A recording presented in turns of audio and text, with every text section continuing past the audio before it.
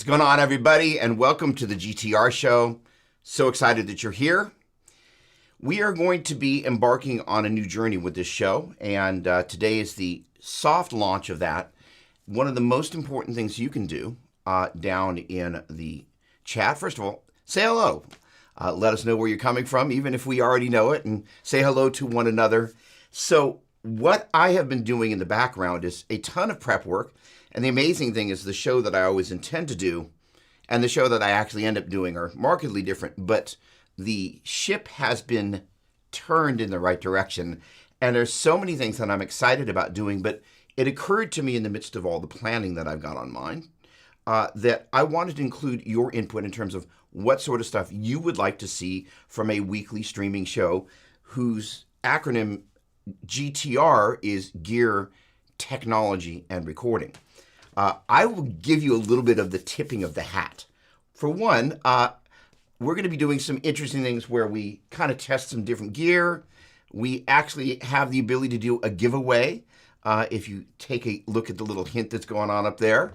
And basically leverage technology in some interesting ways. One of the things that's really cool about the things that I get a chance to do is I've got my hands in a lot of different things. Later today, the official launch of this CELESTION video is going kind of all over. Let's see, where are you? There we go. Is in 200 and F12M 150 speakers, and I've had the privilege of working with them on this first of a series of 6 videos in this series, and I'm very excited about it. As most of you know, I'm madly passionate about modeling. I think more and more of us are being sucked over to the dark side with devices like the Quad Cortex. For me, one of the most appealing things about this device is that, of course, you can capture your favorite amplifiers. My guess is that, as we already know that, the Kemper folks are there, I am of the belief and of the hope that my dear friends over in Line 6 will on-ramp this into their ecosystem, hopefully sooner than later, because I think it's one of the most exciting things that you can do to bring your own rig into your own rig. So let's start off over here for a quick second. And let's talk about, now why is my camera shifted? I don't like that when that happens. So what we've got here, let's talk about one of the exciting things for a quick second. And this is kind of an example of what we're going to be doing increasingly. Whether it's this device or one like it, the ability to power it via a battery and something like the Mission Engineering 529M. All right, some of you might go, well, okay, the battery is a cute hat trick. But I will share, again, I can only share from my own personal experience, but when we toured the United States opening for Michael Schenker, it was basically my wife, the driver, and me, which basically meant that we were all kind of taking turns driving and taking turns sleeping in the back seat. And during my waking hours, I basically played the entire time and practiced in the back seat of the van there. And I was using an M Audio black box, and I kind of had some little AC thing tethered.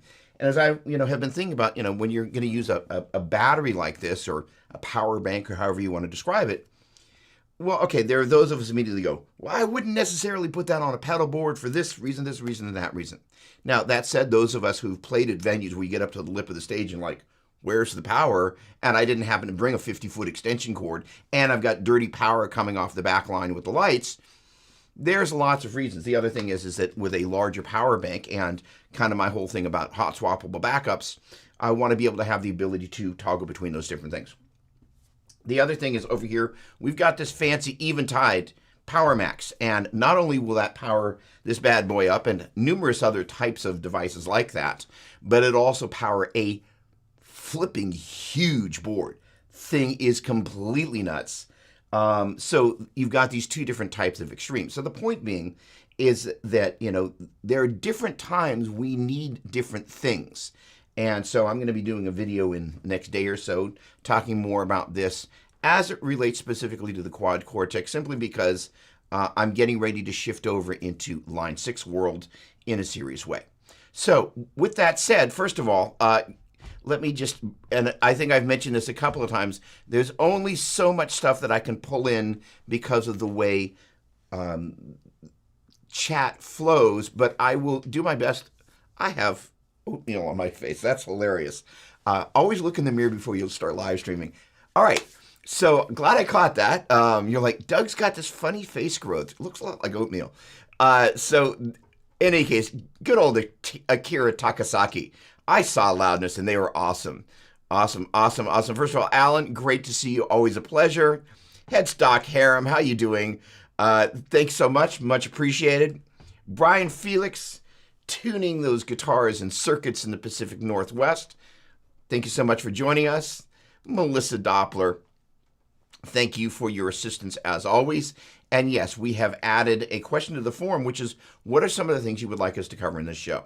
So I want to go down that list a little bit, but let me also check in over on this window in Facebook. There's Brian. Okay, that one poured over. Hello. There we go. Nice seeing some hearts there. And then let me head back over to here. It's always, there we go. This is the one that's not gonna pour through. Brian, I saw your message. That's awesome. I was in the midst of pre-show madness. So in any case, so let me spill the beans here about what I'm thinking, and then feedback would be great, and then input and all of that. And then we're going to talk a little bit about kind of the stuff that's current events. I have the unique ability to have, this constant flow. Let me get my right show cam up. There we go. A constant flow of new gear that's floating in and out of here. And the interesting thing about that is because of what I do with Worship Musician Magazine, there I'm the editorial and advertising director. So part of what my job there is to invite some new people into the editorial and advertising pool. So that usually starts with reaching out about some piece of gear that I want to review. So I have made friends with the folks at Black Magic, which I'm pretty much besides myself about, and I've got this brand new fancy pants switcher here. Oops, that one's not up yet. And so the idea of what I want to do here is turn this show, part of it, into a live demo experience. And that means that it's not going to be necessarily a super, super deep dive, because quite often it will be kind of like, hey, this just showed up, but let's hang out with it. Because, usually when I do, like this Celestion video we'll talk about in a moment, when I do for hire work, I'm very fastidious. I do a prolific amount of research. When I actually open my mouth, just about anything I say is either prefaced by, this is opinion, or it's researched to the best of my capacity and being disseminated as fact. Because what I hate doing is being a source of disinformation. It's really unfortunate, and there are things that anybody who makes presentations gets wrong, and sometimes the source material is wrong. But that said, the idea of like, hey, this thing just showed up this past week. My Fridays in theory are dedicated to kind of getting to know it, and then we just kind of poke through some of the cool things. I'm like, hey, here are the things that you want to get to know about this. It's not intended, to be the ultra deep dive like some of these larger demos. But the idea is like, what are some of the things you would like to see demoed? So, there's been numerous requests. Luna, okay, so that kind of is a recurring one.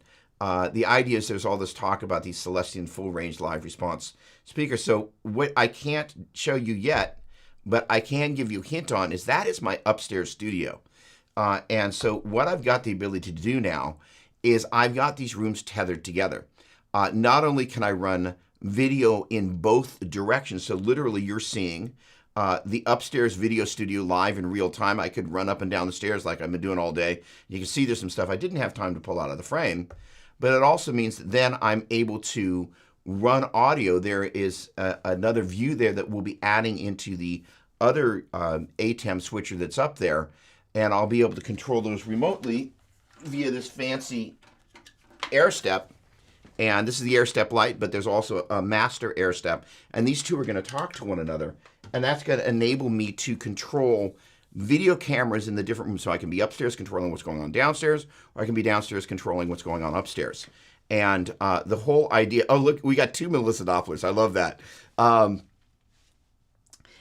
in so doing, one of the things is there is an amp closet. And if you look right back there, that right there is a big giant isolation booth. So it means that I can have, if you will, a loud room in both facilities. So it means that literally I could have 2 different, like, let's say I've got some blasting combo upstairs, and I've got some blasting 412 over there. And my good friends over at Dynamount are getting ready to send me this this. I forget the name of the company, but it's this isolated box that's smaller than that, and it's got their fancy pants. Fancy pants.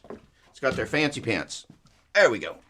It's got their fancy pants Dynamount mic movers, and so these guys have just been a lifesaver in the midst of these Celestion videos. And so there's, I think I showed this last time, but there's a remote control app that goes along with these bad boys. And so they have this X and Y axis. And so the neat thing is that we'll be able to have a video camera inside there and up there. And the ability to kind of be able to go, all right, here's the sound coming out of, whatever's in the amp closet up there. Right now it's a pair of Mesa Boogie half back cabinets with AC30s on top. And so we'll be talking through this. Now, why would we do this? Well, there's always another amp that we might be interested in, which I'm always interested in. The other thing is that, how do we mic these amps? How do we, and this is one of the things I'm excited about the amp closet. Many of us have some closet somewhere in the house that we can potentially sequester amplifiers in. So how do we approach doing that? How do we treat that environment? How do we make that such that it's acoustically dampened without it being non-reflective at all? That is to say, if you have a room that has only dampening, it's just treatment, and you basically eliminate most of the transient reflection, one of the things that starts to happen is usually you've got that foam on some sort of reflective surface. So the strange thing that starts to happen is you actually hear the sound of the foam coming back into the mic, because even though it's on top of the surface, there's still some reflection that comes back. But it ends up being a unpleasant thing, and you begin to change the sound of the room, and the sound of the room influences what's coming into the microphone. So how do we approach doing that in a way that we get the best results? Melissa, I presume you've probably already sent me that doc in my text there. So let me move over onto Textville.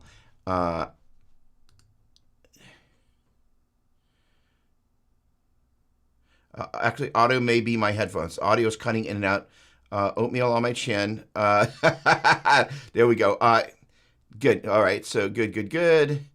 All right, sweetheart. There we go. Thank you. You're awesome. There we go. So, all right. Good.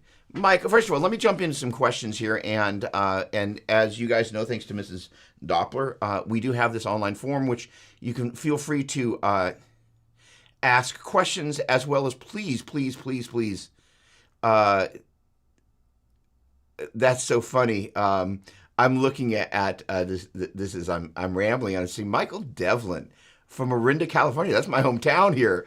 Hey, Doug, would love to catch up with you sometime. I used to take lessons from you at your studio across from Fat Apples in Berkeley years ago. Love it. Hi, great to see you. Awesome.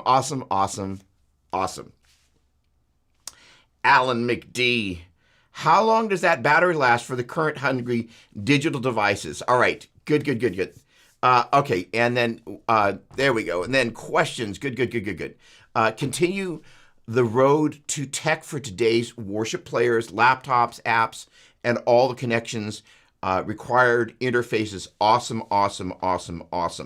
So, just for those of you that don't know, on Tuesday nights, I do this live stream called the Worship Guitar Show, because part of my life is around that universe. And then on Saturdays, I do this show. So what's really cool is that a bunch of the folks from the Tuesday show make their way over to Saturday. So the thing is that not everybody plays at church, just plays at church. So the crossover around this stuff is pretty cool, because we use a lot of the same gear. So where I find the ability to blend, I blend.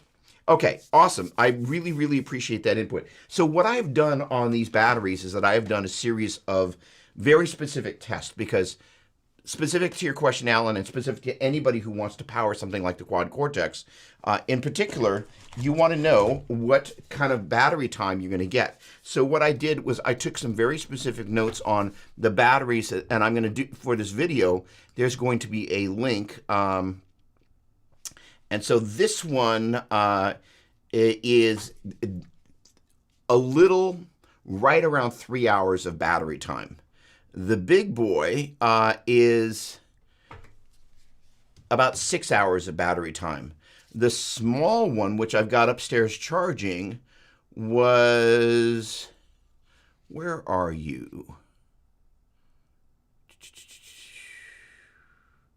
Oh, sorry. This one is just over 4 hours, and then the smaller one. Why? I guess I didn't do the. Oh, there we go. The smaller one, 9, 10, 20, 8:54. There we go. A smaller one was about a little under 3 hours. And the interesting thing is that for the Quad Cortex, it wants to see 12 volts, and so my thought, and it's around here. Ah, there it is. Excuse me for a sec. My thought was that I would march out and buy the most expensive Anker/Anchor battery on the market. And the interesting thing was, for the $160, whatever the heck it was, because I figured, let me get the biggest power bank that I possibly can. That way, I've got the most power. Well, the interesting thing about this guy, unlike the Line 6 stuff, this guy wants to see 12 volts. So these power banks need to have the ability, in combination with the 529M, which has a selector that enables you on the bottom of this guy. Come on. There you go. There's a little kind of screwdriver kind of right there, that guy. Stick a flathead screwdriver in there, and you can change the output voltage. And so what that enables you to do is choose between 9 and however 18, 9, 12, 18, and whatever else I can't read. Oh, it just says position 1, 2, 3, 4. So the position I've got it in is for 12 volts. So the whole thing about the Anker battery, which, you know, they've got a great reputation, but it did not step up to 12 volts. And to my embarrassment, after posting this thing on various Quad Cortex related things, it powered the unit up, but it didn't produce audio. So for my tests, there's this thing like America's Test Kitchen or something like that, which I'm enamored with. So I want to do stuff like that for gear. So what I did was I hooked up the different batteries. I set the start time. I noted the percentage over a period of time of what it went down. And generally, these batteries are very linear in the way they lose power. But I had this little looper. In fact, it's still looping. And you don't really want to hear what this thing is doing. It's pure and utter noise. But I had it on kind of a medium preset and just kind of with a loop going the entire time, kind of doing all the things to, in theory, kind of simulate, real world stuff. I wasn't switching presets because nobody in their right mind is going to sit there and switch presets for, 3 hours or 4 hours or 6 hours. It's just insanity. But the point being is that I found that to be a really interesting process and kind of the sort of stuff that I'm excited about doing. Sean, the PV people have arrived. I love it. What PV, Alan? Older USA ones. I love this. That's great. Yep. All right, hang on a second. And yes, again, the form is linked in various places if you got questions just in general. And then also about the stuff you'd like to see us cover in the show, please click and add. There we go. You guys are I love this. We got PV talk going on here. I love it. Love it. Okay, let's check in over here and see what's going on. All right. There we go. There's Melissa. Okay, good. There's, as I mentioned before, some of this stuff spills into the catchable chat and some of it doesn't. Ruby, great to see you. Hello. Brian Sims, good on you. Pleasure to see you here. It's been a while. Thanks for joining us. Okay. Dan, what's going on, my man? What do I think about the Cortex? I'm trying to decide if I should simplify everything and want to just go full digital. Let's see if I can actually, hang on a second. Let's see if I can do this. Hang on a second. I got a plan B here. Let's do this. Let's see if I can destroy the internet before I'm done. All right, let's see what happens if we go that size. I don't know. All right, hang on. Almost there. There we go. Boom. Hey, there we go. That's how I can pull chat in from the one that does one automatically feed. Dan, great to see you. All right, what do I think about the Quad Cortex? I'm trying to decide if I should simplify everything and just go full digital. Was looking at the Hxstomp XL or the Cortex X3 is just too big for me. So what I love about that question is that, first of all, I love the gentleness with which it was applied. And I think one of the things that I'm gently getting closer and closer towards doing is finding a way to bring, units that are similarly yoked side by side in a way that you're going, here are what the strengths are, and here are some of the things I wish they would add. Because what I don't like is when people kind of pit one against the other. I think I think you can achieve the end result without having to drag somebody's product through the mud. I just don't think that you need to do that. And I think, first of all, it's bad brand relations. So that said, if I were to honestly go through, I probably won't keep track, but let's just do, well, maybe I can do this. All right. One thing that's at the top of the list about each of these devices, either as it relates to itself or as it relates to the rest of the product line. Quad Cortex. The capture is why I signed up. And by the way, what is it that we might be giving away sometime soon? So, with that said, the capture functionality is awesome. I mean, literally it kind of guides you through it. It's brain dead easy. Hxstomp XL. I had that out earlier. This place, the amount of back and forthing I've been doing. Is that Hxstomp XL? It is. Good. So this, ironically, the second video I'm going to do for CELESTION is going to be on the Line 6 stuff, especially since this puppy just came out. Essentially, this is a Morningstar MC6 in the framework of this box. So basically, everything that you get inside Hxstomp, you now have with the sort of foot control functionality that I just love. It's not as powerful as regular Helix, but okay, again, on the number one thing, these 6 buttons, and here's your bank thing, but here's your mode switch. You can basically, you're able to use snapshots, or basically you can edit individual effects and different parameters inside these guys. It is awesome. And any of the sounds that you've got inside any of your other Helix family or HX family things you can basically load into here, which I absolutely love. All right, number 2 on the list. Right. So as I get in and edit a parameter here, I'm not going to be able to zoom as tightly as I want, but you can see the gain control right there. You're going to see that it's, you can see it moving. You're going to see this guy right there moving. Even if I just kind of take from there. What's neat is every single, it's kind of got these little notch twisties. And for those of us that have spent time trying to meticulously adjust parameters on something that's got some sort of slider, and you're like, oh, I just wish it could move in even increments. This kind of 1 to 1, even though it's not necessarily 1, if it goes from 1 to 11, it's not like 1, 1, 1. It's in varying percentages depending on what parameter you're adjusting. But that sort of tactile control where it's like click, click, click, those switches are great for that. All right, speaking of switches, this whole kind of capacitive touch thing, don't compare, talk about each one. I literally, I want to assign somebody to this switch. I want to do something with the switch. It's just like, they have, like Eric Klein, the guy that did this box, is just such a genius. And, it's just phenomenal. So that element about the foot switches, so both of them have a really cool foot switch functionality. The ability to more or less make any switch do what you want to do, or do multiple things that you might want to do. It like, you step on it, turns your delay on, and it adds a drive. So, or, you can add that within, you can just do all sorts of cool stuff in terms of the functionality. Yeah. All right.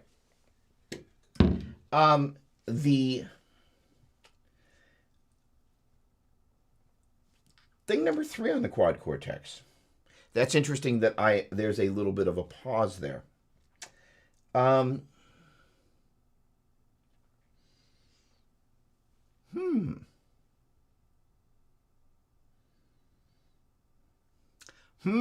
That's a pregnant pause right there. Um,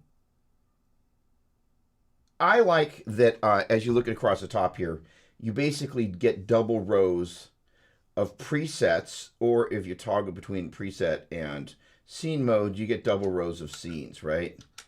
And that is cool. So basically, you get 8 scenes or 8 presets or 8 stomps per bank. And I think that is a really cool feature. I like that. I like that a lot. I'm looking at my speaker instead of the camera. I have no idea. This is the same guy that had oatmeal hanging off of his face. Let me move that down just a little bit. So then number 3 on the Hxstomp, this form factor. It is perfect to sit kind of at the bottom of your board, right? But it's small, right? I mean, it's just like it's about the size of your average Boss stomp in terms of the kind of, I don't know, height, if you will. It's great. So, I think that's really cool. All right, that gets us to number 4, price point. Like $1,600. Big Helix. I don't remember what the price is. I said I wasn't going to compare, but I am gently comparing. Sweetwater. Let me see what Big Helix actually is. I know this bad boy is a little cheaper. Helix floor. All right. Helix floor. Oh, okay. Right. Helix floor is $1,699, and the Quad Cortex, as I recall, was $1,600. So they priced it, $1,599. So they purposely priced it $100 less than the Helix. For that $1,500, I think there's a ton of value. There are some things in a moment I'll kind of talk about, things I would like to see changed, perhaps. But there's a ton of value there, and the capture functionality is great. All right, Hxstomp XL. I think this puppy is $799, but again, I'm big on verifying, so let me get over to the right window here. Hxstomp XL, there it is. You are $749. I mean, seriously, like all the goodness and more. This is great. I was at 4. So I think that gets us to 5. You know what? I'm going to stop it. I'm going to stop there, and I'm going to talk about the things that I wish they would change. They've got some stuff to improve over here with DSP management. Some folks, especially praise and worship folks, are maxing out the DSP when they load a bunch of reverbs on there. It's a problem. Certain reverbs, the algorithms really you can't add multiple modulation reverbs, as I've been told. I have not tested it personally, but it's one of those things where if you want to not switch between presets, kind of staying in scenes, being able to toggle between different things in the same scene is one of the ways you can get over the sonic gap that happens when you change presets. And honestly, I think the amp models in there, I think again, what I love about it is basically this is a repository for all my amps. I think most of the amp models are too distorted, and you can't, it's kind of like if you're shooting and it's too dark, you kind of can't get rid of it. So the cleans are a little lacking. I found myself going to the same clean tones repeatedly, which is something I don't like to do. I like to kind of traverse between different things. They'll fix that, but those are things that they're gonna need to address. And I thought the effects are good, but in this world, I'm sorry, I'm pointing to the Axe effects and to the Helix with the oversampling and some of the new stuff that they rolled out in 3.1. These guys are kicking some serious butt. So I have yet to do, and I specifically have got 2 different devices. Sorry, I'm going down the rabbit trail here, so I hope I'm not boring anybody. But the idea is I have yet to do the A-Being with the 2 different versions that I have loaded 3.1 on. I think I've got 3.1 on this or the Stomp. I'll be able to tell when I boot it up. And I think I loaded it onto rack. So I'm going to be able to toggle back and forth between like devices, which would be this and Stomp, and then kind of see if I can hear the difference and if I can feel the difference. And if in recording it, we're using the exact same preset, it's something that on playback I can hear, both in terms of the amplifier sounds, clean and dirty, as well as effect sounds, right? But the oversampling, I think, probably is going to have the biggest effect on the amp models. Capture. Eric, please. Please. This box with capture functionality, it's kind of one box to end them all. I think the tones kind of out of the box and the price point, it's kind of a, and it's really cute. Really cute. All right, the touchscreen. Right. I forgot about that. The touchscreen's very cool. But honestly, after a while, what this doesn't have a deep editor, which is, it's kind of like Boss now has a really good deep editor. For years, they kind of like, deep editor, where Line 6 has been crushing it with great deep editors since HD500 and HX Edit. It's phenomenal. And they just make it better and better and better and better and better. The fact that I can't actually manipulate my presets on a computer, like, it honestly drives me completely batty. I don't know. But I'm sure they have a good reason. I'm sure it will come. But in this particular moment, if you're, if you are like, I don't want to wait for any of that stuff, then kind of the decision makes itself. And if you're in a position to kind of have both around, they're really cool. I love this box, but, Helix has a place that's very near and dear to my heart. I hope that was a help. Awesome. Okay. Let me poke in on these questions here. I love seeing you guys have these. Let's see. Let me make sure I didn't miss anything. I love you guys chatting over here. Dan, I don't miss amps being digital to front of house. I love amps. I love the purists in the room. I love it, love it, love it, love it. All right, what's going on over here? Thank you. Good. Good. All right, don't compare. All right.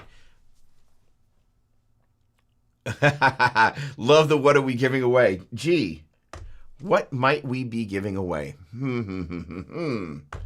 Huh. All right. Dan with pleasure. Basically, he said, thanks so much for doing such a deep dive. Didn't mean to hog the time, but that was very helpful. I hope it was the same for others who might have been on the same page. I think this conclusion for me, for the moment, Hxstomp Xl, it is, and you're going to love that box, dude. Technology will always get better, so I think Hxstomp makes perfect sense. Thank you. With great pleasure. Wait, there are these comments coming from, sorry, I might have missed the link to the forum. Oh, all right, great. So, see, here's the thing is that I think all of this stuff at this point is getting so good. So now it's creature comfort, right? Like, for those of us that want to have the ability to capture, that's a creature comfort, which I love. For those of us that want to have the ability to have a deep editor, those are really, honestly, I should make a list of kind of like, do a video on like, here are my favorite things about these. And what's neat about it is I think it could be done in a way that is non-confrontational, but it's actually going, hey, you know what? I love all this stuff, which I do. But the idea is kind of going, here are some things that I wish they would add on the wish list, on my wish list or something like that. All right. All right. Good. All right. So, hey. Look at that. What's going on, Adam? Great to see you, my friend. A good RJM switchers and pedals is still awesome. So the interesting thing is that, Adam, I don't know how long you've been here this morning. I can't see when people check in. But one of the things that I'm excited about doing is over yonder, making sure my focus isn't soft. It's a little soft. I'm going to live with it. Over yonder is kind of the main part of the room that I used to shoot in a lot.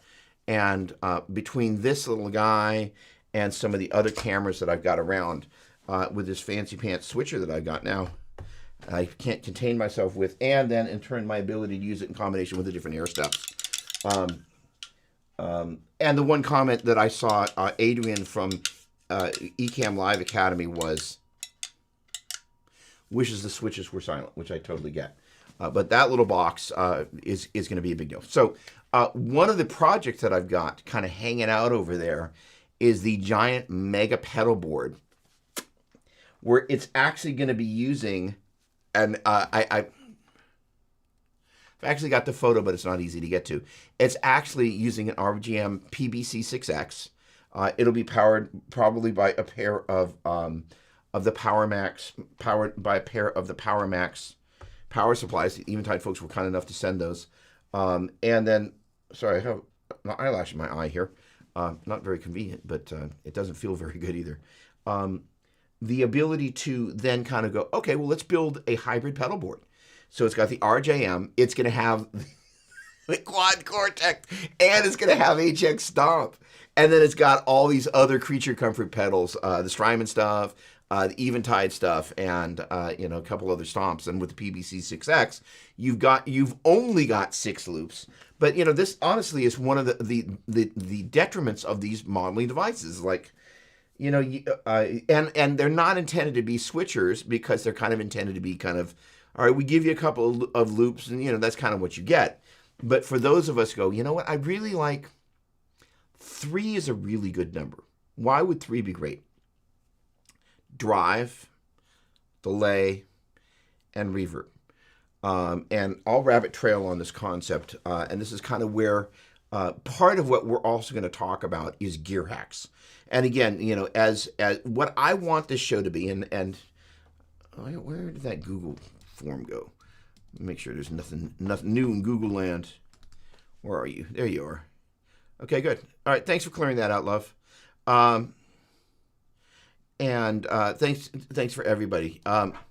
So the idea is that I want to have each show kind of have some compartments where we're always going to talk a little bit about, not always, but generally, gear, tech, and recording. So there's always going to be some sort of new gear, because for me, I think actually more than anything, it's like, all right, here's the new Fender Micro. Okay, there's the Quad Cortex. All right, and just kind of giving people the opportunity to interact and just go, hey, can you try doing this, right? Because this is the idea is what you can't do in a regular gear demo. You can't ask somebody, hey, can you twist this thing over here? What happens when you do this? What happens when you do that?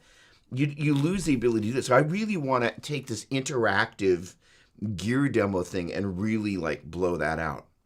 But I'm also madly passionate about all this stuff, the ability to integrate this technology, because the interesting thing that I noticed, and so most of the time my intuition is pretty good. Again, this is all about you. I'm not just blabbering here. I'm actually kind of going, I think we can make a show with your input and your feedback. We're going to come back to that in just a moment. But that is exactly the sort of stuff that I'm talking about. I'm going to leave that up such that I look over there and I won't forget about it. So the point being is that most of the people that tune in for the show are fairly, on a scale of 1 to 10, they're high 7s or above. But I would like to get some of the folks that are in 5 land engaged around this. Like, all right, well, what's an effects loop, and what are 3 things that you can do with it? Okay, well, the traditional thing you can do with it is just put some sort of time-based effects in it. Number 2, you can use it to leverage for your favorite modeling device. Number 3, you can use it to create a stereo rig, where you're coming out of the preamp out of one amp using some sort of stereo thing, and now you got some sort of stereo thing. The power amps may not sound identical, but if you're running through the same speaker cabinet types or speaker types, it'll be pretty close. So the idea is that, I may or may not act, and the great thing about having a room that's got this size is I can actually demonstrate that stuff in real time. And it's big enough, and, I've got 8 camera slots now. Like, for me, that's for us, what it means, like, I don't know, here's the back of the effects loop. Here's what, here's 4cm in real life. Let's try doing the Vi rig where we go into the front end of the 1 amp. We come out of the send of the other. We go to the stereo time-based effects. We split the signal there. One goes into the return of the one carving, the other goes into the other carving. That's the Vi rig. And those amps were set up in such a way that when you turn the master volume up and down on the master head as opposed to the slave head, it actually brought the volume up and down on both amps. Flippin' genius. Works like a charm. And then what do you need to do? Do I have one on the desktop? I did. You guys would not believe the amount of gizmos. And that, by the way, is an aside. It's like, you know what? Let's geek out on gizmos. So, like, part of what I didn't get a chance to do, so bring in some of the different gizmos we're going to cover. Like, basically, this is a Bluetooth box. I'm a little soft today.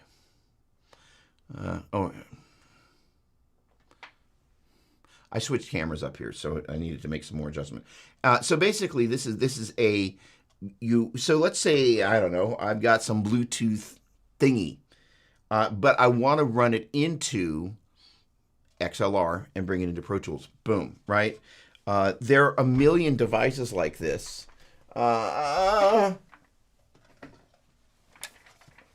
Diodario. So this is the breakout box for the modular snakes. And those are what's going through the roof here. So for those of us that we go, hey, you know what? I could find a closet that I could just kind of, maybe even if it's some opposite end of the house that I could sequester and I could beg the ability to do it. I don't know, maybe it's the front hall closet, like we don't really use it for much, whatever it is. So then what you do is you run cabling through the ceiling if you can get up there. That's an apartment building. That's a whole different thing. But even then you can kind of probably get something in underneath the door, right? But the idea is like, well, how do we do that? So what's great about the pedalboard snake, here we go, boom, is that the modular snake here, this cable basically is going to give you 8 on each one of these runs, and you have multiple different types of heads that you can attach there. For those of us that want to actually set up a home studio and kind of be able to go, hey, look, I can't play at volume in the room, but I might be able to get away with sticking an amp in a closet in a way that nobody's going to freak out. Like, let's say, for example, the neighbors. What's going on, Eric? How you doing? Appreciate the feedback. Boom. The idea is you can then begin to do stuff like that. So again, then with that larger rig, as you're talking about, the stereo loop splitting them out to mono, and that's one of the other things. I was on a Quad Cortex call the other day, and both the loops in the Quad Cortex are stereo, which means that you can manipulate them by using the left and right manipulation thereof, and you can kind of, depending on what rig you're doing and how you're doing it, you can hijack those inputs and outputs depending on what you're doing, and take the 2 monos and turn into 2 stereos and turn them into 4 monos. And so it's a very, and the idea is that these sorts of hacks are things that those of us kind of one day went like, maybe I can. Or, Ron Manelli, who I am very fond of, and Sherry, we interact. We've interacted, 3 times over the past week.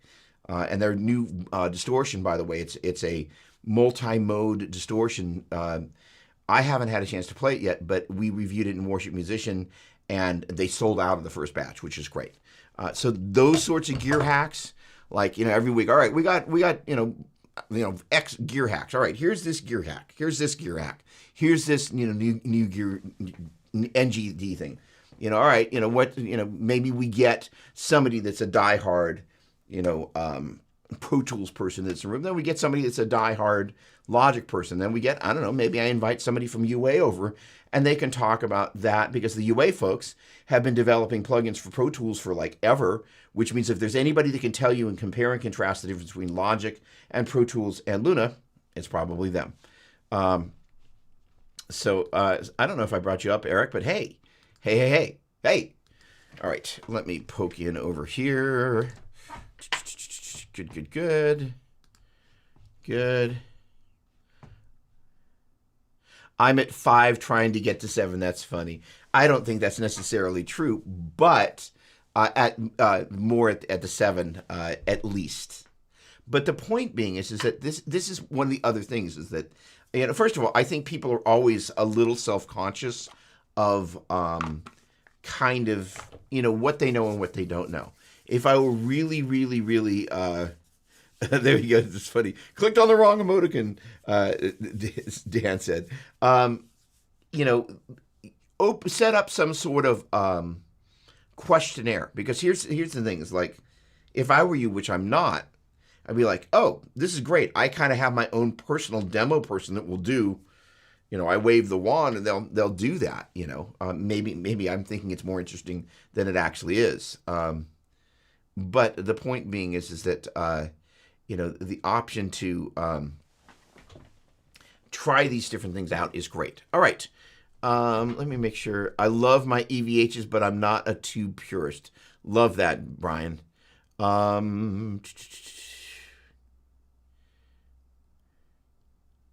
Good. Click. There we go. And so I mean, here's the thing, Brian. Per your comment, which I'm gonna bring into. Oh, come on! Don't select everything, or if you need to select everything, let me deselect it, or not. There we go. This is one of the interesting things that I'm toggling with as I'm thinking about putting together some course material. Is that, let's do this here. All right, we know that it defaults to black, and we know that it defaults to some very small font. There we go. All right, so this is what Brian was saying. I'm at 5 trying to get to 7.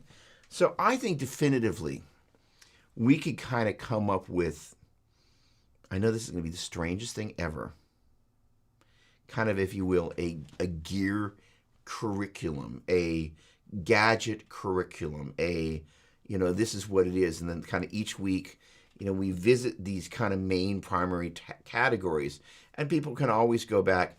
Anthony Ferris, hey, what's going on? Hang on a second. First of all, just wait, hang on. I got double overlays here. Let's fix this. Just one sec. Some dude, Alan. I used to use Axe FX2 Live. Now Iridium. I gotta get the Iridium. I don't have the Iridium. I'm definitely fine being ampless, but with Iridium, I'm still needing pedals. I'm trying to decrease the number of gears I have. Love it. Love it. Love it. Love it. All right. Hey, what's going on, Anthony? How you doing, man? How many delays can you run at a time in the HX at a time? I do not know that answer.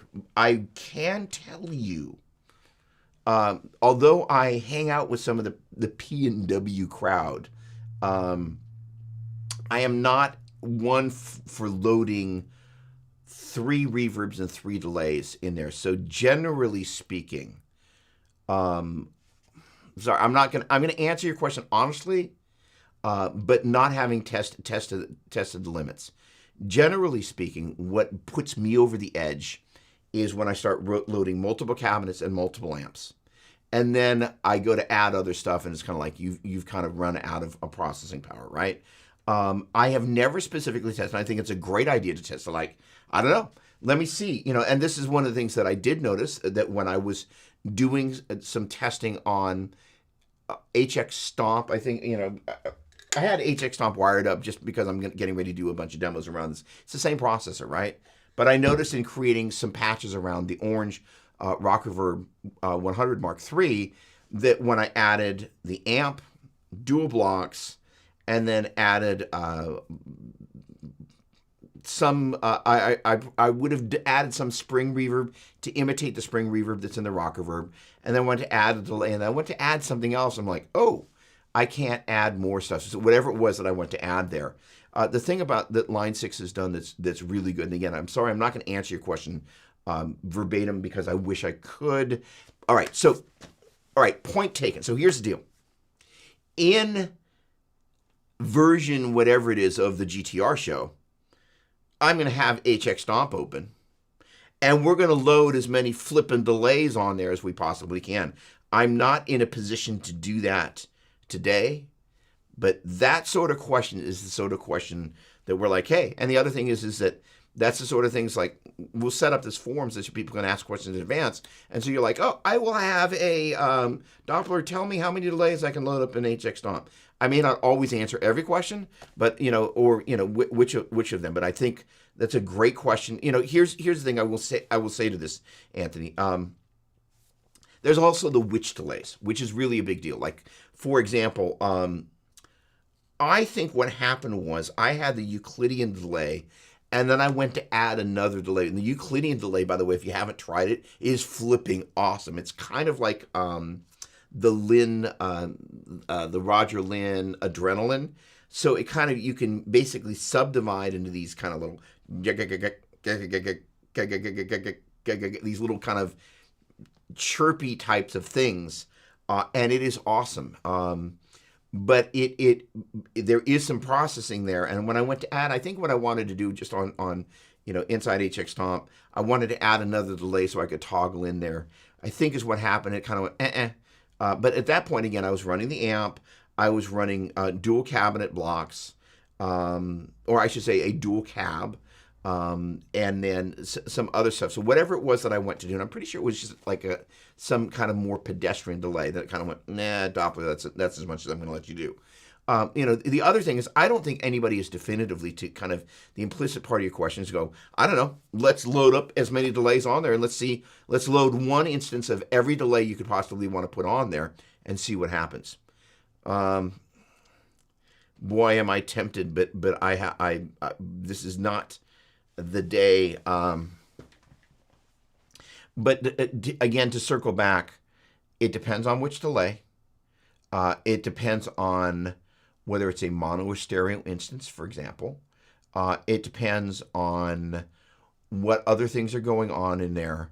But I think that, there is, I'm going to make a note of this because I like this a lot. All right, what is happening here that this thing's selecting stuff? There we go. Common usage, signal chain, and DSP limited.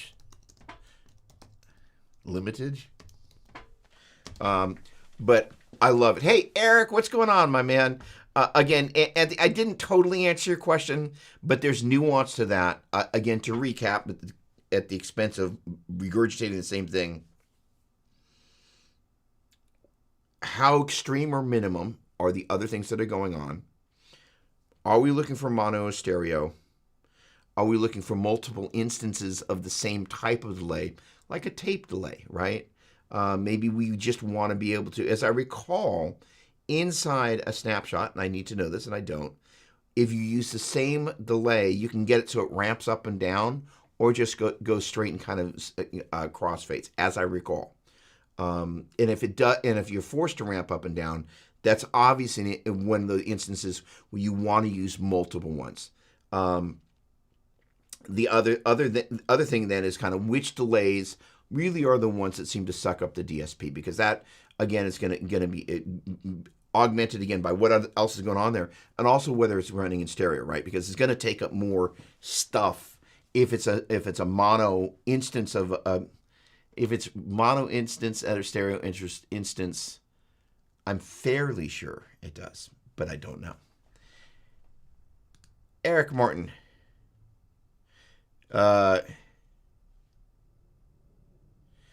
Great to see you. Look forward to seeing you a little later. Anthony, hey, with my Stomp boxes, usually run digital analog delays. Okay, cool.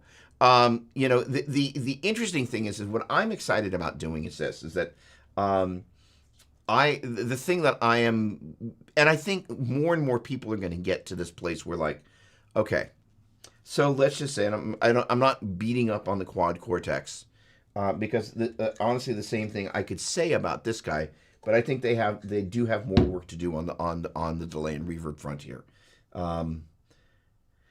I want to use this with my favorite Eventide processor. So one of the demos that I'm going to be doing videos is actually going to be using this with all the new.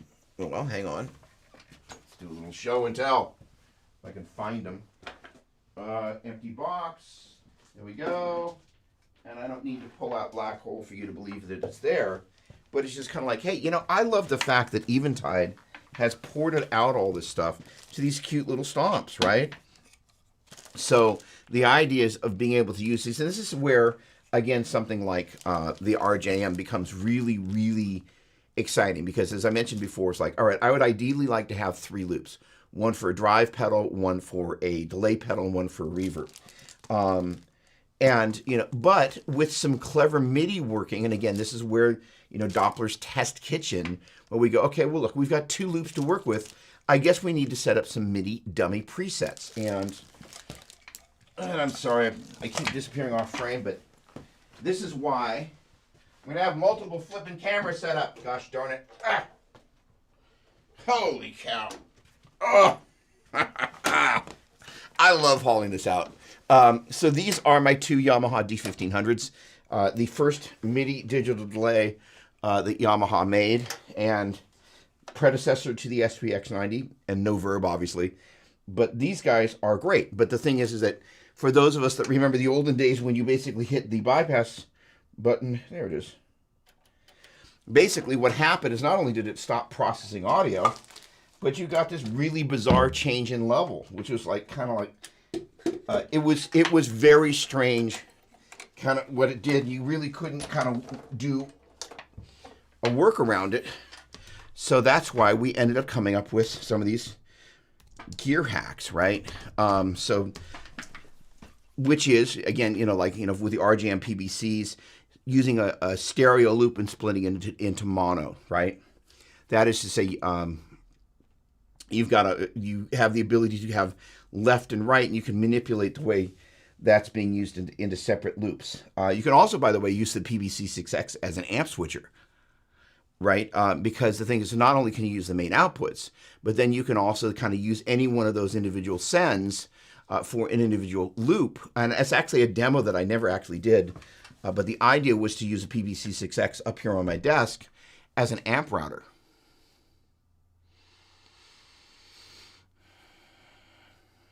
And so I mean, all of us could use an amp switcher, and this is where this whole gear hack thing kind of comes in. Gosh, this is going to drive me nuts. Let me grab some eye drops here. Sorry about that, folks. But the idea is like, what are the things that you would traditionally do with a piece of gear, and then what are some of the other things you can do with it? Like, an effects loop is normally intended to basically allow you to get a send and return for X, but it's also a great way to basically create a stereo rig by jumping out of the one loop into the other, into the stereo effect, and using it as a splitter there. So you're doing it for an unintended initial reason. Most manufacturers are like, this is going to stick something in there, like some sort of time-based effect, right? But getting back to your point, this hybrid thing, I think more and more people are going, okay, well, maybe they don't have a reverb that sounds like my Strymon, so I'll use my Strymon. Maybe they don't have a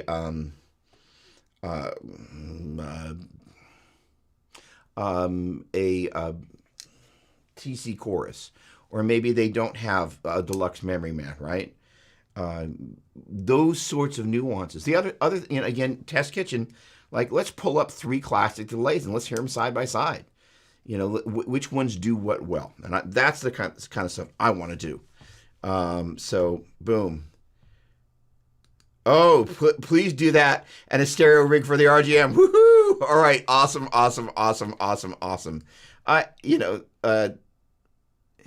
And by the way, yeah, that you guys are having this conversation about.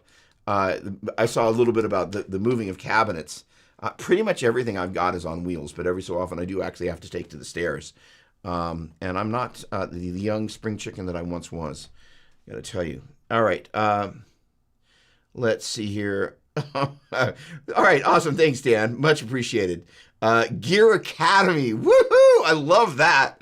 Brian, the absolute blessing that Doug spends hours upon hours figuring out this out for us. With pleasure. But here's the thing: it's like this is gear therapy. And here's the great part about this is that, in my other life, let's see, where is it? That should be on 4, right? No, oh, it's over here. In my other life,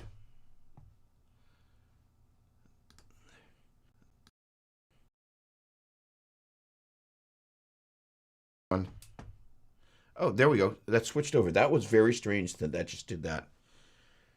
Ooh. For those of you who have UA gear, UA,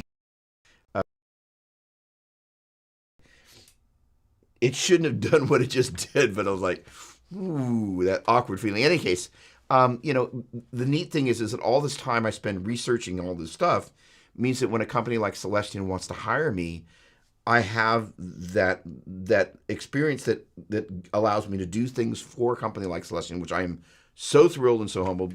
So, while we're on that subject, today at 8 p.m. in the UK, let's see, I'm going to jump over to the pre-show graphic here, but without the audio, and we're going to lose my input audio for a second. But I can bring it back. So there you basically see the FR-LR full range live response Celestion speakers with the quad cortex in the background. And, there's going to be, again, 6 videos. First one's going to be on quad cortex. Second one's going to be on HX family. Probably, I haven't decided completely whether it's just going to be Hxstomp Xl. I think so, but I'm not 100% positive. I might also, I've got Podgo Wireless here too. And, for those of us that, it's like, okay, a quick aside here. One of the great things about these speakers, it's not an aside, it's actually really relevant. For those of us who have a modeling device and kind of this whole conversation about iridium and all of this stuff, it's like, we're kind of like, oh, hang on a second, wait. I've now got this imitation amplifier which does a great thing into a PA, but what happens when I want to turn this whole thing up? Which is kind of the whole point about Loudness. We really want to be able to get this whole thing, up and running. There you go. It's really, really important that we get that sense of taking the volume and bringing it to the situation, right? We want to be able to take these boxes that we have to stuff them into a PA and bring them out. So there was an email or a Facebook that I got, a message from somebody last night that they were talking about. There was a message on YouTube, and it was somebody who commented on the Celestion video, and they're saying, "Hey, I've got a valve state," and what they did was they put one of the X200 speakers in the valve state and an extra cabinet, and they've got this cabinet switcher, so we want to use the valve state as a kind of a solid state. It's got a 2 preamp and a solid state power amp section.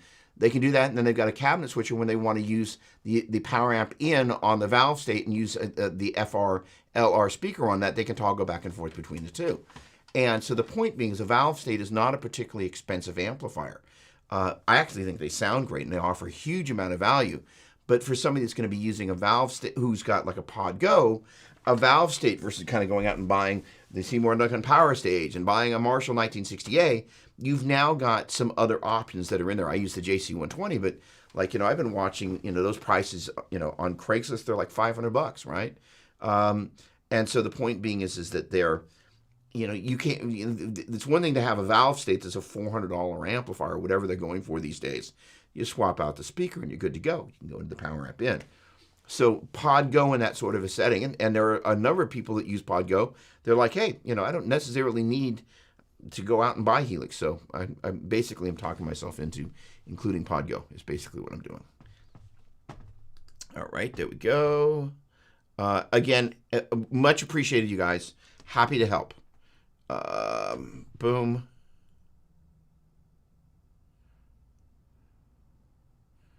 Okay. Let me get over to this other screen here.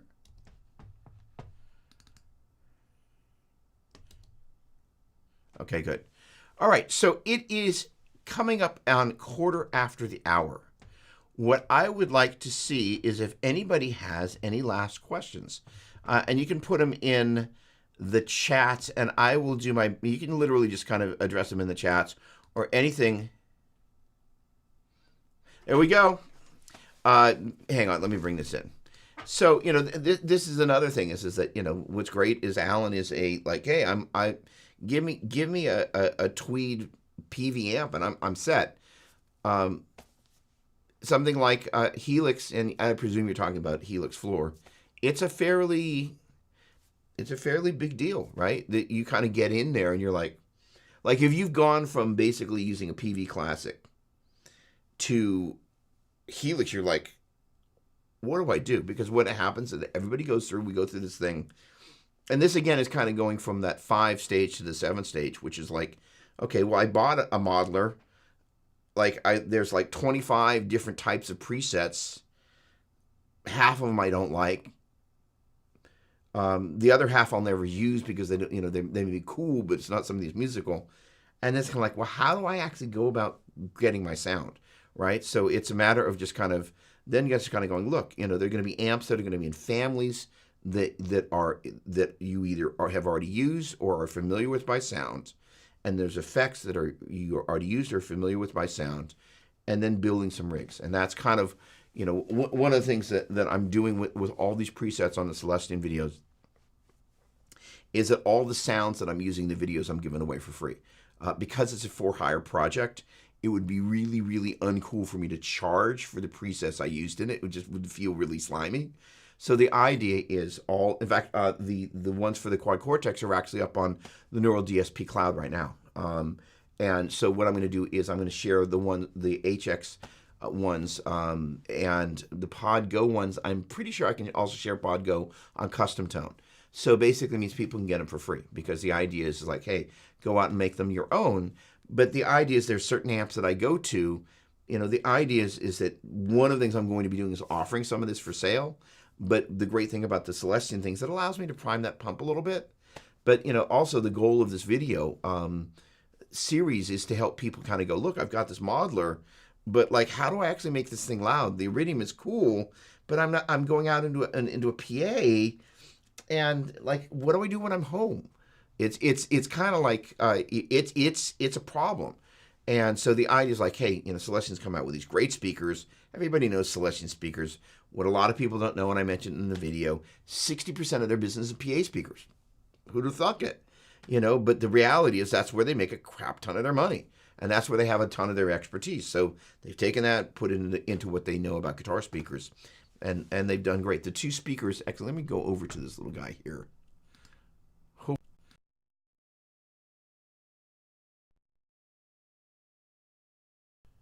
Ooh, I don't like that at all.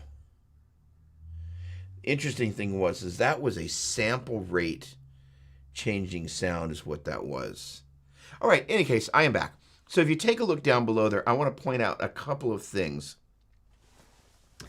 In that area between 100 and 200 hertz, you're going to notice that it's funny. It's like, as I've been working with these speakers, let's take a look up at the 5K, which is kind of up towards the right side. You can see the F12 X200's got a dip, and the 150 doesn't. But when you kind of get above 10 and 15K, the 150 does drop off, and that's the air that you might want to have in there, maybe for an acoustic guitar sound. But the thing that I noticed, I was really paying a lot of attention to that 5K dip in the F12 X200, but I kept noticing that the M150 seemed like it was less full in the bottom end. And so as I've kind of come back to this graph, I'm like, oh, I was hearing what I was seeing. My concern was that I had blown it, I was accurately capturing the low end. I was kind of freaked out. And I came back and I visited those charts. So why do those charts matter? I think many guitar players, ooh, video's frozen. Oh, that's pretty funny. What's going on, Ted Top? Yes, the video is frozen. I should have had a picture-in-picture. That's pretty funny. No. He was talking about. Hang on, it's probably going to go over and click out. Hang on a second.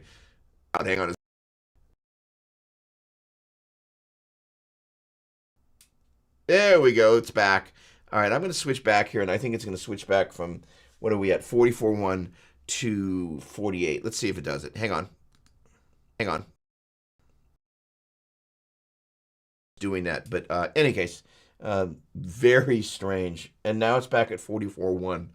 Even weirder. Okay. I'll have to investigate that. So the point being is that most guitar players ignore, let me rephrase, many guitar players, I'm going to say most guitar players ignore those frequency spectrum things because most of the time we just plug into whatever we've got and we use it. But in this particular case with these speakers, normally what you would do is you would just kind of, adjust to taste. But one of the things is that speakers have a... What's going on, Pauline? Great to see you. Cheers. One of the things about speakers is that, we all have kind of a favorite speaker because of the voice of the speaker, just in the same way the voice of a single coil or humbucker. So the nuance of that actually does matter, and it matters a great deal. All right. Come on, hit me with some questions. Make me work. Make me work.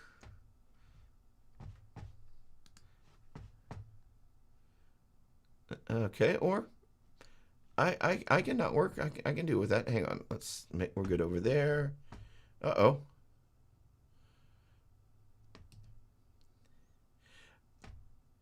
That's so funny. No, I can totally understand. And first of all, although it's always awkward when you're like, the video's frozen, it's really good for me to know. The funny thing is that usually there's something happening here that I'm aware of. So, in any case, all right, I'm just kind of scrolling back up here. Does anybody have any questions? Nobody?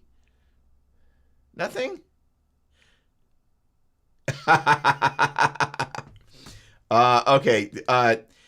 We're working on that. Swag cometh. Thank you, Brian. The swag cometh. All right, thank you. All right, Adam, thanks so much, man. Do you like a wet dry rig or wet dry wet rig best? I think you're a huge fan of stereo rigs, right? Live, which is best to you?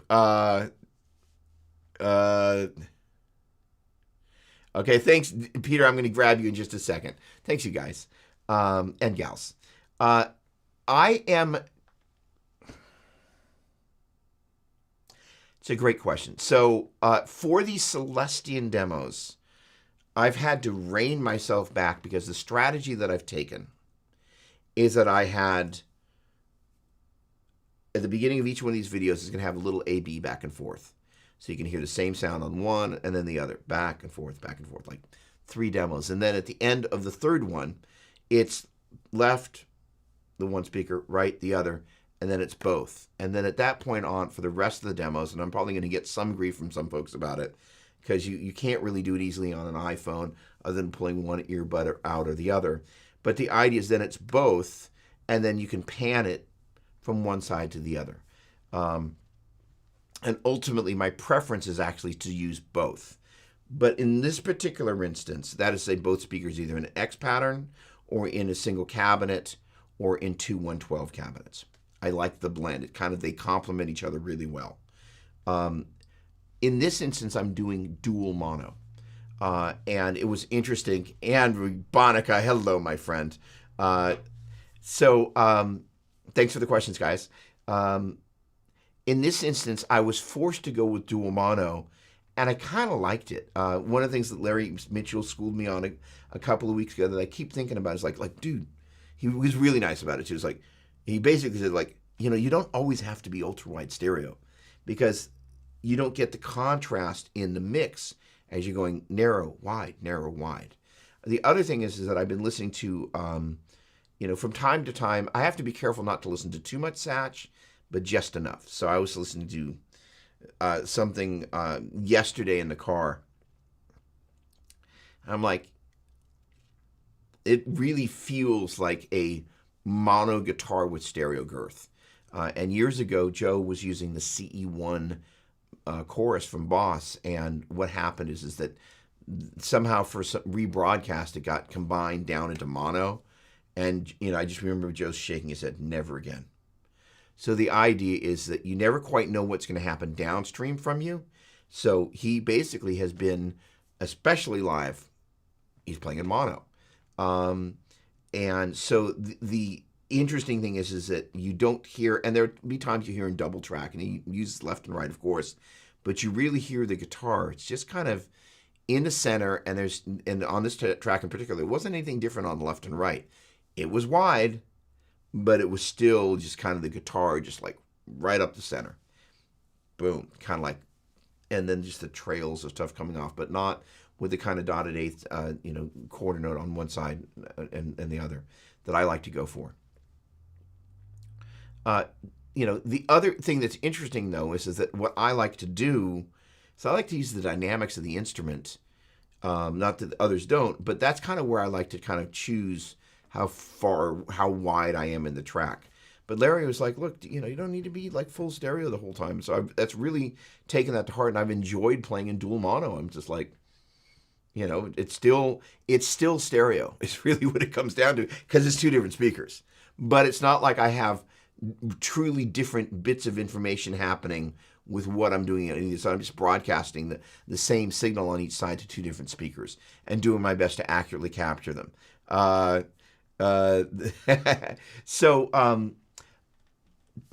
Long story short, short story long, I have 3 Mesa Boogie slants or 3 straights.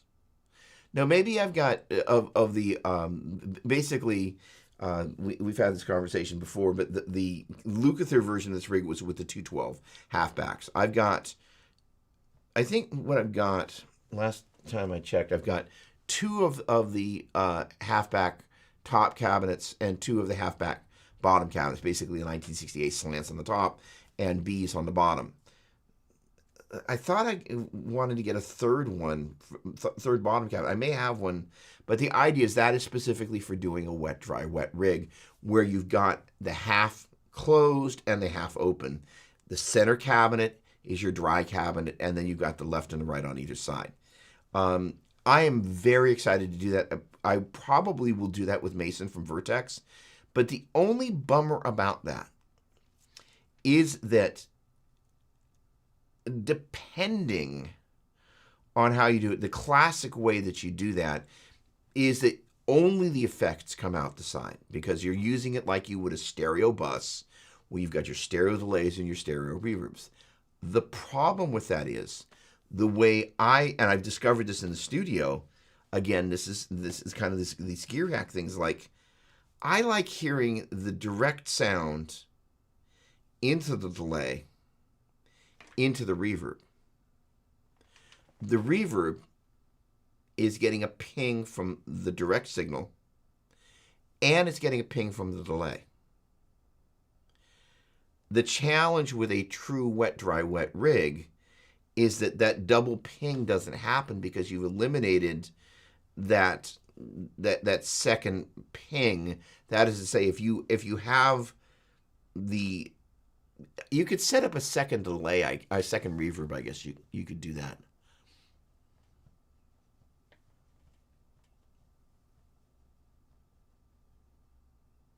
Yeah, okay. Sorry, the gear hack is this. You set up 2 reverbs. One that's in series after the delay, and the other that's in parallel next to it. You basically set the same reverb. Normally, when we hear delay and reverb, again, we like to hear the guitar going into the delay, but it's not just a wet delay that's triggering the reverb. You're getting some dry signal passing through into the reverb. So the reverb is hitting that initial transient, and then it's also, when the delay comes, it's pinging off of that delay. But if you bring up 2 instances of a reverb, or 2 identical reverbs, or however you would do it, you could do the same thing. Okay. Okay. All right. Let me see.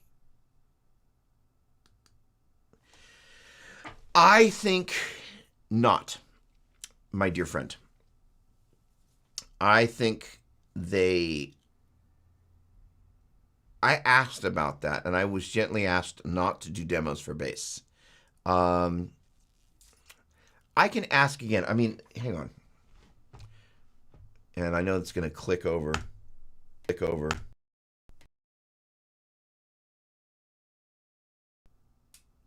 right, audio's back. So let's see here. I'm seeing. I will ask Peter because I'm looking at the frequency response on those guys. I would be inclined to probably go with the F12 X200, and the reason being, and audio's going to drop out for a second. I've got to figure this out.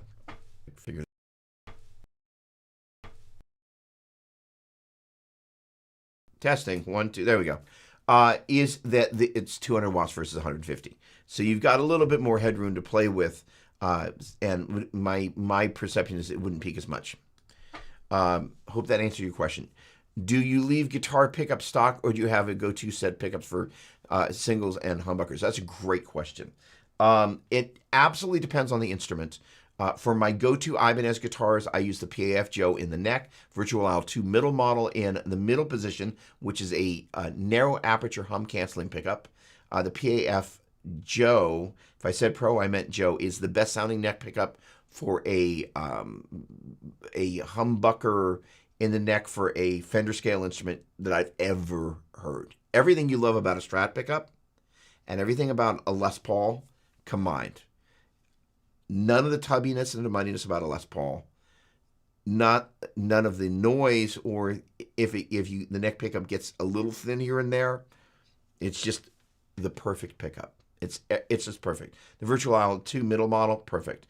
In the bridge, Tone Zone, great pickup. Not too distorted, it's just great. Just great. In the other guitars, I have a tendency to leave what's in there. And again, there's a bunch of Fender guitars that appeared here last year that the pickups in them are so good that I haven't touched them. Now, the interesting thing is Brian Wall from Worship Tutorials and I are having this ongoing conversation. He's got a Tokai Les Paul that he's bought, and he's gone slightly down the rabbit trail with the kind of the replacement PAF pickups. And I have not gone down that rabbit trail. I have a vintage Les Paul that's got PAFs in it, and they are great sounding pickups. The interesting thing, about that whole journey is you kind of need to have the same guitar and record the same way, playing the exact same thing. But when you change pickups, you're going to change, right? You're going to play a little bit differently. You respond to the sound. You can't help it. But at the same time, you can still hear the character. So generally speaking, these days, I'm leaving things stock. The biggest change that I'll make it's not necessarily what you asked, but it's really is many Strats. The moment I get it, like that road-worn white Strat that's back there, yeah. The moment my buddy Chris Lewis showed up with it, I was like, oh, this needs to go down to E flat, and just like that's all it needed. It wasn't that the pickups were wrong. The guitar sounded small at E. At E flat, it was just kind of like, oh, just gave it that girth it needed. And then kind of the Telly thin line, that guitar just kind of likes to live at drop D. It's just kind of where that guitar has its body. And so they speak to me, and I just kind of do my best to listen. Thank you, Andrew. Really appreciate it. I hope that answered your question, Alan. Me too. Awesome. Bobby Valdez, que paso, amigo? Great to see you. Pleasure. Sorry, I'm going through this to make sure I get to everybody. Braxel, great to see you. I just figured you were busy. And doing great. Hope you are as well. Had my second shot yesterday. I'm not too sore, and I'm feeling good, which is a good thing. You were missed, though. All right.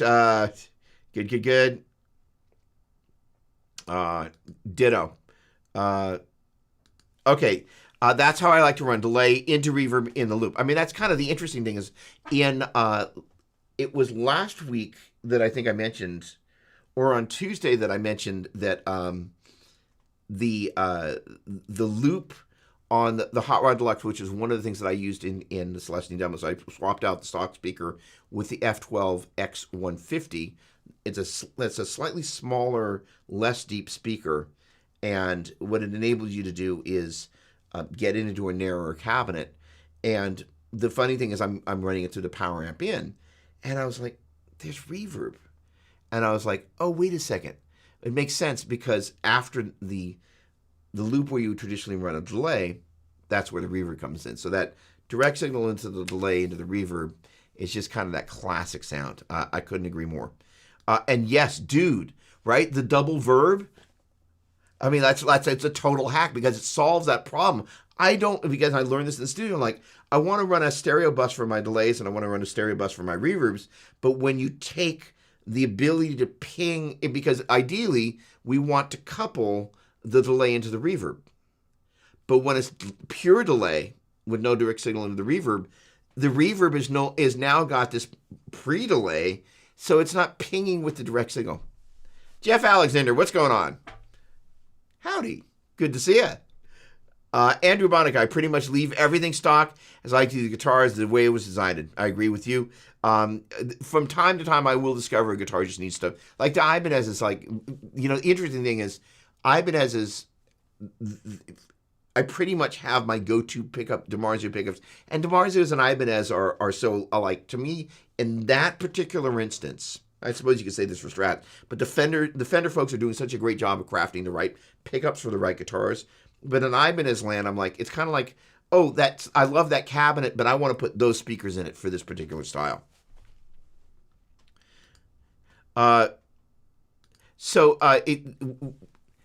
Jazz Blues, where's the coffee? Hang on. Hello, Griffin. What does it say? My uncle rocks. I like that. Cheers. Okay. So, the interesting thing, David Gilmour is the first person that comes to mind. My only real experience with EMGs, and I'm going to gently fold with the possibility of offending somebody, the Bardolini folks in there, because the main kind of sticker guitar that I played for a long time had a Bardolini pickup in the neck, and I loved the way that sounded, and it was kind of EMG-ish. So the point being is, and David Gilmour's clean tones certainly aren't sucking. But there's a guitar, and there's a guitar that's here that was the Guitar Hero guitar for 17, and Reb Beach doesn't use the 81s, he uses the 85s, I think. But I can't answer that question because there was no clean stuff on that.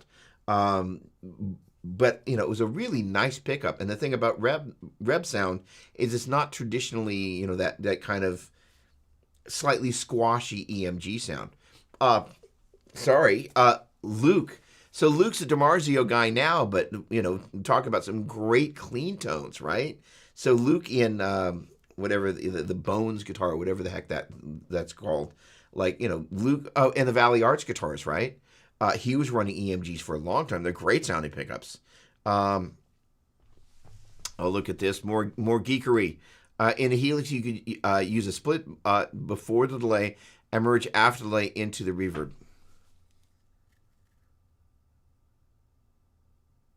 Yep. And that in terms of the wet, dry, wet is really kind of effectively what I'm talking about doing. And so you and I will have to have a chat about how to pull that off in Helix land with the wet, dry, wet, which I think is what you're talking about. Split before the delay and merge after the delay into the reverb. But here's the thing. I still also want to run the delay I want to have the option of running the delay in series into the reverb though as well. So will that split enable me to actually run basically 2 parallel inputs, or I should say 4 parallel inputs? Okay. I used to be horrible with pickup swaps. Now the pick on board don't do it for me. Next. That's an expensive rabbit hole. I love it. I've never tried them. Interesting. Bobby, let me jump over to the forum. See if I can find it. There it is. And let me just double check. I have a lesson that I think starts at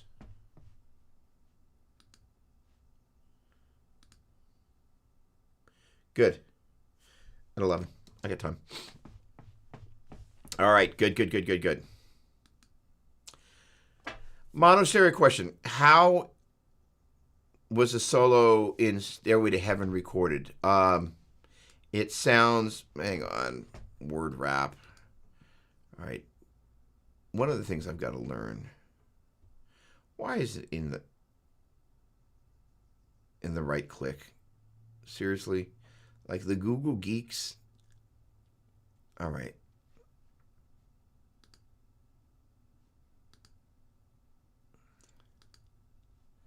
Where is wrap? Give me just a moment.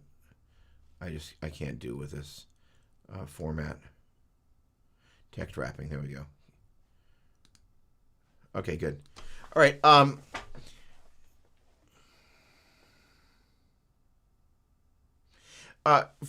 So, okay, the question is specifically about stairway, mono stereo.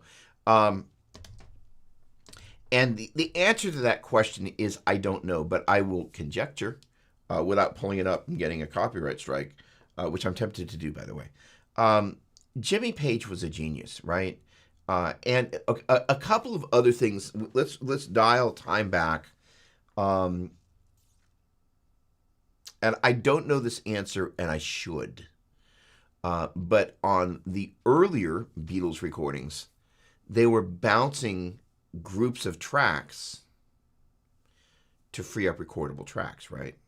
So that is to say, if you had 8-track reel-to-reel, and you had kick, snare, overhead left, overhead right,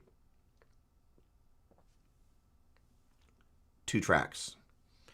You've now basically kind of got those 4 tracks back to record other stuff, and your drum's now on a stereo pair, right? That's kind of, and once you committed to do that, you were kind of done. But you've now got a stereo pair of drums, and hopefully you got it right, and you did tests on that to just kind of know what it was going to be, and then you're kind of like, okay. But what ended up happening was you would end up doing some strange things of how you ended up panning stuff in the process of going, they're going to be a stereo pair because they're married together. Sometimes you made some panning decisions about what you did. The other thing is Jimmy Page was a production genius. And so utilizing the stereo field, and, you know, if you look at Jimmy Page's rig, you know, live, quite often you'll see there's some Marshalls and there's some oranges hanging out. Is he using both at the same time? Is he switching? Is he toggling between, you know, the two of those? So I don't know the answer to that. I will give that a listen. You get a nice haircut there, my friend. Oh, I love it. Awesome. Going into a Jackson. You Fred shred you. Love it. Part 2, Bobby. Not sure if you know this one. How does sound work where when listening to the TV, a sound effect like a bell or ring or car horn sounds like it's coming from another part of the room and not from the speakers? Very interesting questions.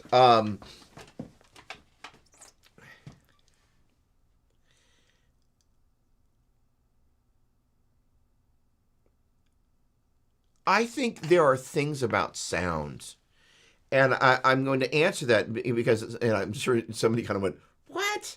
But I actually get you. There are times you're like, I know I'm looking at the box here, and I know it's in stereo, and I know I'm not listening in surround, but I'm hearing stuff, not just left and right, but I'm hearing it projected over here. And I will go so far as to say this is conjecture, but it's knowing how to manipulate your transients and your reverbs such that you're kind of getting this weird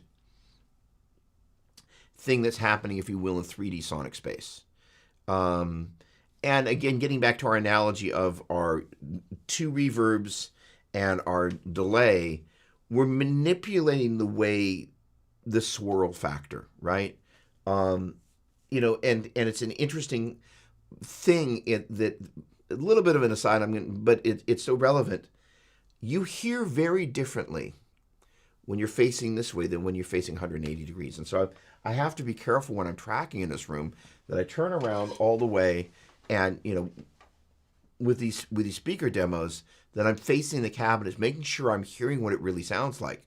Because if you think about the way you are in a room, and this is one of the things I reviewed a shotgun microphone, one of many that I'll be reviewing, but this was for Worship Musician, and, you know, it's talking about why I love a shotgun microphone, because it sits in the room right about the same place that your head sits. it's generally facing your mouth as opposed to a lavalier. It basically, if you turn your head, unlike a lavalier, where not only is the volume going to change, but you're going to get negative proximity effect where it gets less bassy, and positive proximity effect as it gets more bassy. But the other thing is that like your eyes, your ears focus this way.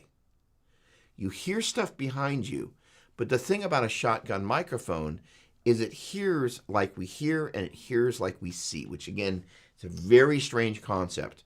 But when you think about kind of the sound in a room and manipulating the stereo field, imagine you pan something just a little bit to the side and somehow you bury it enough in the mix. Sometimes it feels like it comes out of the TV.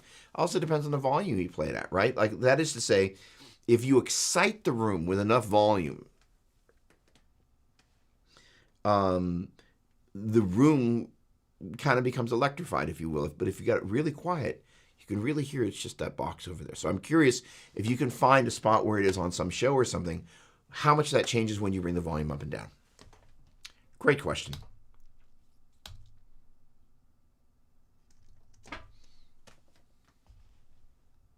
The Freds, love it.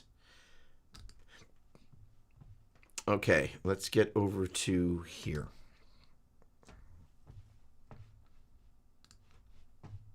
Oh, hey.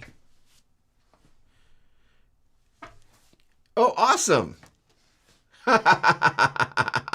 All right, Chuck, this is the sort of question I love answering. Hang on a second. Let's see if I can select this. Oh, awesome. Oh, I remember you. I think you played through my Helix. Awesome. Yeah. Okay, hang on a second. And let's do this, and let's do this. Hey, you sounded great. Hold on. There we go. This time we're going to make sure it's white, and we're going to make sure it's legible. All right, hey. Finally learned how to bring stuff in from Facebook. Oh, that's why I put it. I wonder, can I move that over? I can. There we go. That way I can read it. Sorry, there's an overlay internally that you guys can't see. That's why I don't like to put the text at the bottom here, but I can do it like that. All right.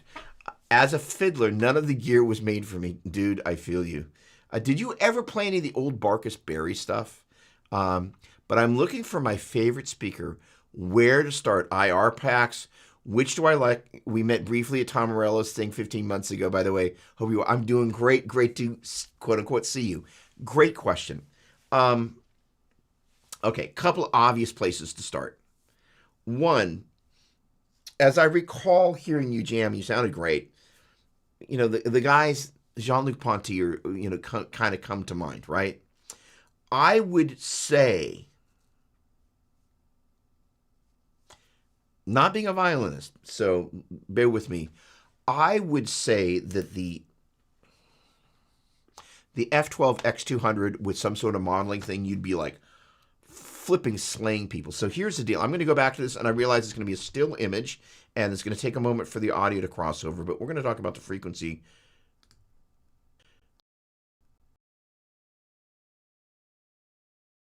Hold on, let me...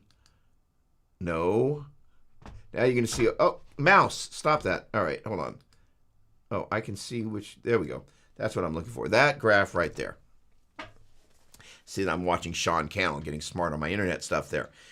You can see the curves, and unfortunately... hang on, let me zoom out a little bit here. You let me do that? Unlock. There we go. Okay, so the fullness in the F12 X200, it's a little bit fuller in the bottom end. I realize that you're not seeing any video playing here, but I'm really wanting to focus on the chart here. The other thing is there's that little dip kind of up around 5K, and my guess is, and I could be wrong, where the F12 M150 doesn't have that dip, where if you could think about the equivalent of the ice pick for guitar, which is, it's actually usually around 3.5K, but I think that same thing has an equivalent that I think is a little bit higher, that's it feels like somebody's sawing your ears if the attack of the bow was too loud. I think you know what I'm talking about. I know you know what I'm talking about. So the idea is, I think the F12 X200, this nice wide range. If you need to put a high pass filter to get any rumble that might come back through, where you know what I'm talking about. As I recall, you're playing a truly electric violin, but still there's a certain amount of stuff you're like, I don't need anything below 100 hertz. Just like high pass filter, get all that stuff out of there. It may even be 120 hertz, so just whatever that point is. But then kind of beginning to experiment with just pulling up different sounds. It's like, I think, first of all, what do you normally play a violin through? They don't have traditional violin amps. You play it through PA. So that's what's great about the CELESTION speakers, in that they kind of have this PA-like quality, but they respond transient like a guitar speaker. And then, at that point, it's just kind of building a signal chain that works with that. If I were to, besides Helix, if I were to build a violin rig, I would have, I'm about to spend a whole bunch of your money, and so bear with me. Yes, you can get a bunch of all of this stuff, but I would perhaps augment it, but I would get a Strymon Timeline, great sounding delay, a Strymon Big Sky, great sounding reverb. I would get some sort of compressor. I would probably find one that has a tone control and or a parallel signal chain, so you can choose how much of the compressor compared to the direct signal that you want, and in turn be able to EQ the compression, and ideally only EQ the compression and not the direct signal. And then a wah-wah that you can take in and out of the signal chain. There's a box here. There's a couple of boxes here. Eventide H9 is also another great option. Okay. Okie dokie. So this is the PBC6X, and basically this gives you the ability to have a bunch of individual loops so you can switch on and off and write them at the preset level. So, it's kind of like Helix, but for analog and digital pedals, where it's not all in the same box. This is like a much smaller version of that, where you have, right, you can turn the buffer on or off, and then you've got two individual loops that you can switch on and off independently. You can have them both on, or you can have them, I think you can have, you can have them both on. The other thing about this guy is it's got MIDI functionality. It's MIDI over 1/4 inch TRS. But that's kind of how they did it. And these days, there's all these wacky. In fact, one of these things we'll do is all the wacky MIDI connections that are out there. It's just like, don't get me started. But the idea is that a box like this is perfect for having your wah-wah not in line such that you're not always passing through it. That said, one of the things about a wah-wah is it has a tendency to take a little bit of the top end off the signal. So say, for example, you're like, I'm a Marshall JCM guy. That is to say, you and your violin, you're like, I just want to crank up the Marshall, which, by the way, would be a crazy great sound.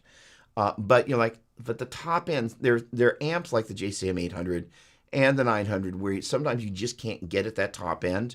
And that's an amp where you stick a wah-wah in the front end. You don't even have to have it on, but it just kind of tames that thing right away. Dunlop GCB 95. Eventide H9, if I didn't say that before, great combinations. A great question. And that would be great. In terms of a power amp, they have the Power Stage 700, which is great. It's a rack power amp. But the other things, they have the Power Stage 170, but it's mono. If I were playing violin, I would be stereo all flipping day long. Dotted eighth on one side, quarter on the other. The chorus on one side, no chorus on the other. You got to be careful when it's a really wide split, because half the room are going, he's strong, can it see? Like, but if for the folks in the center, it's like, that's the grooviest tone ever. That's where the Eventide stuff also works great. Just finding a great sound chorus that's mono. But yeah, oh boy, don't get me started. I will be very good at spending your money. Is there anything else? Oh, a fuzz box. Try a tube screamer, and also, it's funny, I'm going to say this, try a rat. That would be groovy. The other thing, what would be flipping badass? Some sort of octave device. They're also full tone, whatever their octave box. You kind of have to be in the right position on a Strat, so maybe that's not the one, but just a really good octave. Again, you can get that out of the Eventide H9, or any the Helix and any of that stuff. But that would be really groovy. Oh boy, yeah. All right, I have an 11 o'clock guitar lesson. There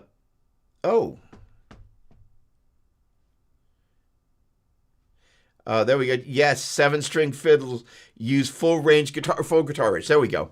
Awesome. All right, Peter. Hi, Chuck. Phil Jones, PJB does an acoustic amp called the Cub, and it'd be really, really worth looking into in case you haven't. No coloring, all clean and clear. Would do well with a modeler, I think. Oh, awesome. Good. With pleasure, Chuck. Oh, this has been fun. All right. So, folks, I have a guitar lesson to teach very shortly. And so I need to just take a quick moment and get prepped for that so I'm totally present. Aaron Short, what's going on, my man? Great to see you. Last question of the day, and who else better than the first person in the world to do a live concert? Hey, Aaron, by the way, battery power, 529M. Boom. And then the Eventide Power Max. Great with these couplers. Boom. All right. So I have not tried the new generator. The Rev 120 Mark III. Oh, hang on. Oh, Scott, with pleasure. Oh, I know that I think I might have taken that photo. That's hilarious. Oh, that's awesome. I have not, and I'm very friendly with the Rev folks, and everything they do is great. You saw the air step. They are flipping awesome, dude. You're going to love it. Love it. So here's the thing. Okay, so Aaron, I'll briefly rabbit trail. So the funny thing is that we talked about this a little bit earlier. First of all, welcome. Always feel free, of course, to jump in wherever. The thing about the battery thing is, what if you're kind of out in the backyard on a spring day? Or what if you're in the back of a van touring across the country? Yes, you can use kind of the courtesy outlet and use kind of one of those kind of AC things, but that's where battery power is kind of like, oh, how cool. I can just be outside sitting anywhere, headphones or some little kind of battery powered amplifier. And I'm like, oh, that's so cool, right? So I think maybe those little THR things probably have an effects loop, right? So you could run into the power amp in for one of those. And I think those are battery powered. And or just find some little battery powered amplifier and you're out there like with some of the Boss kind of minstrelly type of stuff. Braxo, with great pleasure. Awesome JBL compact battery amp that also powers my VL3X. There we go. Awesome. I try to use power when I can. No, here's the thing. It's like, honestly, I'm a little bit more of the power thing, but I kind of thought about that experience of being on tour in the U.S. and having to have that cable straddling the front from the cigarette adapter. Now, of course, every car's got them in the back, but at that point, there's a cable straddling from the front into the back. And, it's kind of inconvenient. Nobody else can charge their phone. It's like people are like, and, can't you stop noodling back there? It's like, no. All right, ladies and gentlemen, thank you so much for hanging out. I wish you a fabulous week. And, as we continue to think about, the different things that this show would, could, or should be, feel free to jump in on the forum and chime in, or, make midweek requests so I can be thinking about stuff. Because I think this whole gear geek just going nuts could be really cool. Yes. With pleasure, Adam. And everybody, I thank you so much. Have a phenomenal day. Be safe. And I will see you on the next one. Cheers.